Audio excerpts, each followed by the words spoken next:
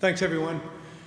I want to give an update from our trip today on the ground in Humphreys County.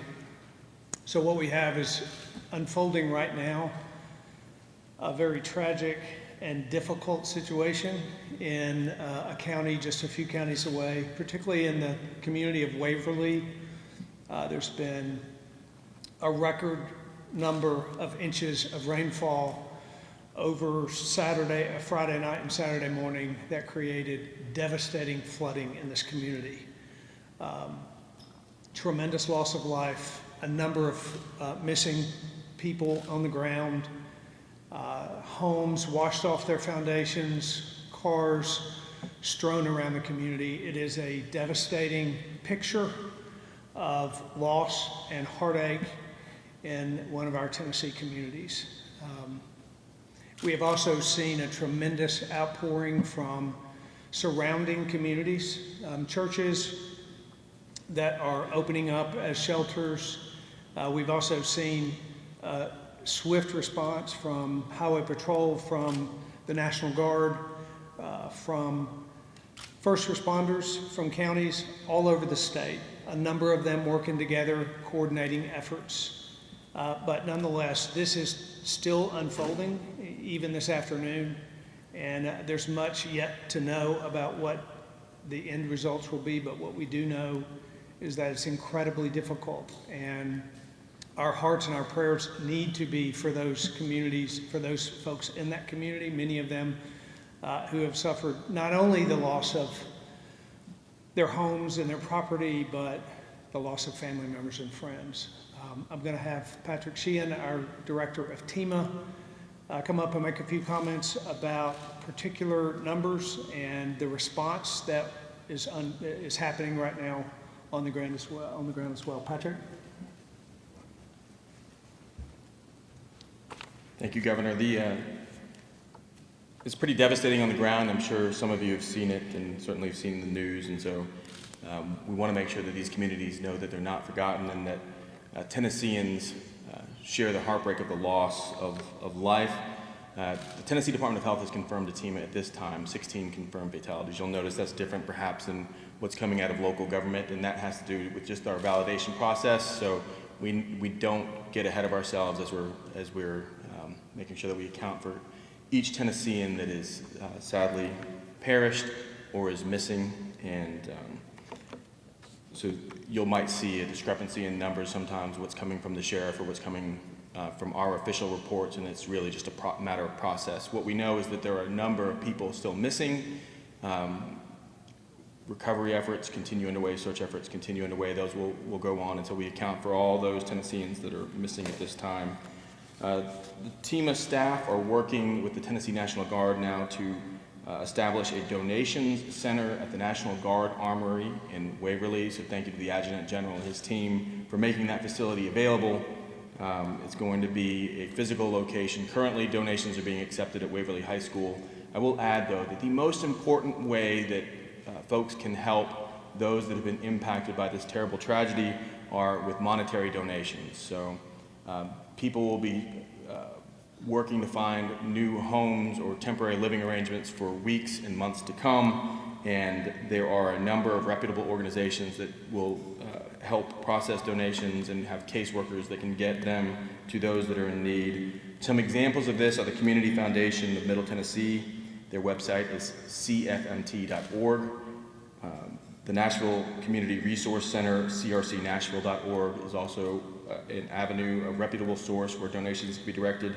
And of course, the American Red Cross, the Salvation Army, and then any reputable local charitable organization in the area, to include churches. Churches will be already working with those communities to host shelters and those that are requiring shelters right now. And so if you're looking to help, and I would ask that you do help, donations to those organizations, and then monetary donations to those locations, those organizations, and then physical donations can be taken to the Army when that's open. And we don't know quite when that is yet, but our team is working to set that up now.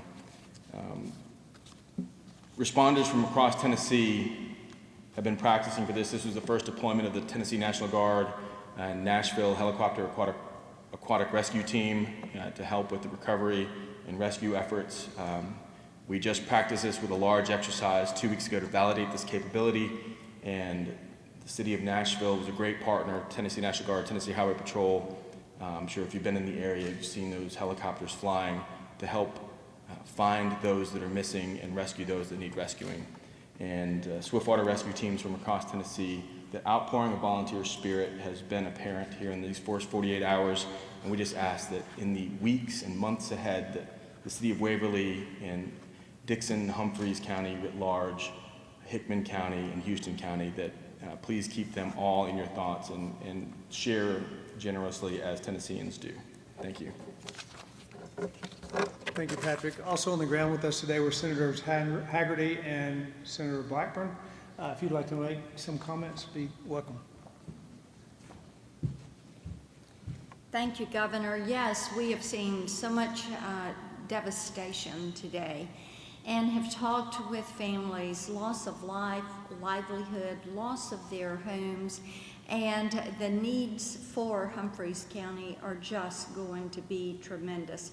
But as Patrick said, the volunteer spirit is indeed alive and well, and they have shown up today, and volunteers from all across the state coming to help with the search, coming to help people to salvage what they can from homes that were completely moved off of their foundations.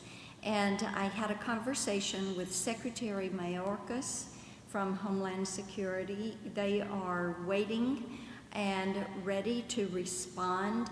So we look forward to doing our part to work with the governor and also with the local mayors to address the tremendous need that is going to be on the ground.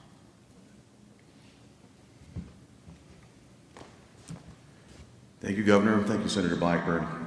Patrick, it was impressive to see the operation you put in place on the field in very short order. What we saw today was devastation at a level that is absolutely heartbreaking. What we've seen is the Tennessee spirit at the same time.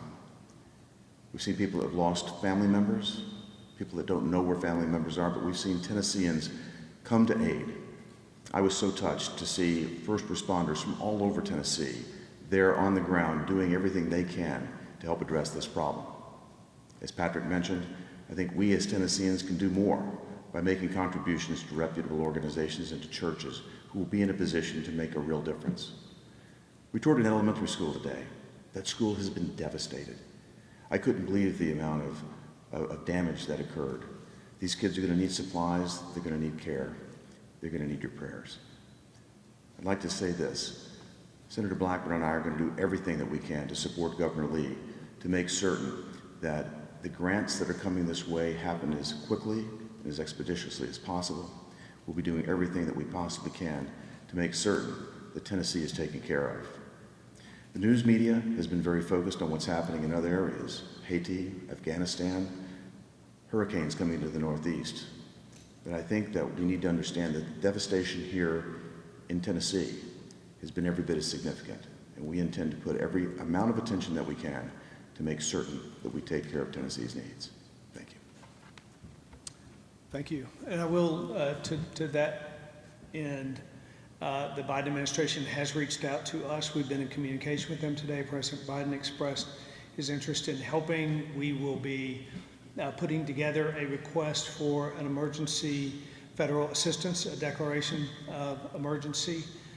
So those talks are happening right now, and that request for assistance will happen after assessments are done, initial assessments within just the next couple of days. Be happy to answer any of your questions. Yes. Governor, I would imagine, given how quick it was, how unexpected, that there's a lot of folks who did not have flood insurance, don't think of themselves in a floodplain, who are affected here. I mean, I know, there's this FEMA money with the declaration, but it's almost never nearly enough. Mm-hmm. Is there something that you've been contemplating? Is this a special circumstance where the state steps in a new and different way? I think, it's brand new on the ground right now, and it's actually still unfolding. So we'll be looking at the individual circumstances with this particular flood and see if there is what help is going to be available. We want to provide help to Tennesseans, and we want to look for avenues for that. So we'll explore that clearly in the next few days. Governor Lee, Yes. flooding has occurred here before in this area. Are you all planning to look at different ways that you could prevent this from happening in the future? Well, the difference, of course, for this particular flood is the record level of flooding. I think we received about 15 inches of rain in a 12-hour period of time. Not sure about that particular number, but close to that, which is very different than flooding we've had before. But I'm sure there will be assessments after the fact. What happened, how it happened. Are there ways that we can look to mitigate this going forward? But right now we know this is a result of a record flood, like that community has not seen before with regard to the amount of rainfall. Yes. Is there a timeline for search and rescue efforts? Patrick, you want to comment on that? Make a comment on that? Yeah, so there are still rescuers there looking, and we are trying to account for missing persons. So the sheriff and the law enforcement officers there, with state support, are continuing to try to identify those that are missing, and then working through those lists. I would expect, given the number of fatalities we have seen so far, that we're going to see mostly recovery efforts at this point, rather than rescue efforts. Can you talk a little bit about what goes into the search and recovery efforts, how it works? Right. So there's a setup, right? So there's a reunification center that is set up there, and where people can let us know who's missing or let us know that they're okay. The American Red Cross has also activated their Safe and Well. I know Facebook has activated their I'm Okay portion of their app. So there's a number of ways that we're able to identify missing persons and then work through that list using law enforcement and other responders. Also, we kind of know where the flood happened, right? You can see it from the air, and so we'll have both aviation assets and people on the ground searching those areas for the next, until we've accounted for everyone. Do you know how many families have been reunited? I don't have that figure with me now, but we can follow back up with you.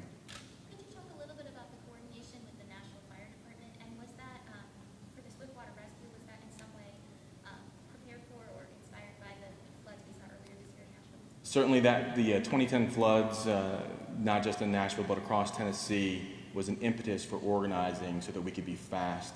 And we've put a premium on teamwork. No jurisdiction can have all the capabilities that they need, but working together, state and local departments across Tennessee, we can build those kinds of capabilities. And we practice together, we exercise together. Just 2 weeks ago, to be able to move fast, we've got mutual aid coordinators that come to the State Emergency Operations Center. We have plans, call down rosters, and we have folks that lean ahead and are ready to help. And so we've practiced this, and we're oftentimes the first provider and the biggest provider of mutual aid to other states, the hurricane states, for swiftwater capabilities, and we've organized both for out-of-state deployments and in-state deployments. Patrick, while you're here, have you all looked yet at when the flash flood warnings came out locally? And I mean, it seemed like so many, I mean, as they often are, taken by surprise, but have you all looked into that yet? I have not.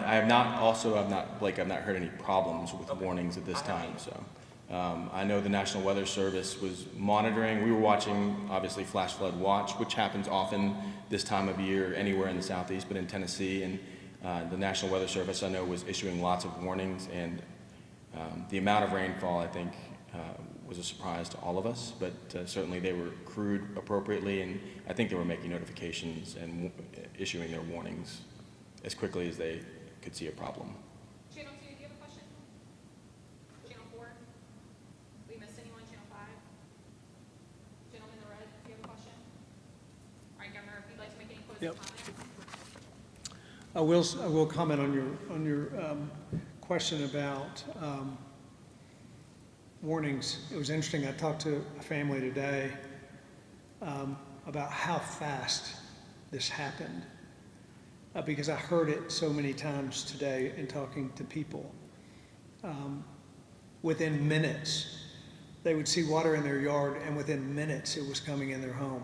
And then they would move to a neighbor who had a second floor, because literally within about a 5 or 10 minute period of time, they went from seeing floodwaters rise to not being able to escape their homes. It's dramatic. It was dramatic to hear the stories of how fast this happened in the community, which is part of the reason that so many people lost their lives, and there are still so many missing. I appreciate you all getting this information out. Tennesseans need to know what's happening to their neighbors. It's just a few counties over, and it is heartbreaking to see. And I know that Tennesseans will respond through the efforts that Patrick talked about, and we will continue to keep you updated and provide information as it's available. But I implore Tennesseans not only to reach out and to look for ways to help, but to pray for the heartache that's happening in Waverly, Tennessee. Thank you all for being with us today.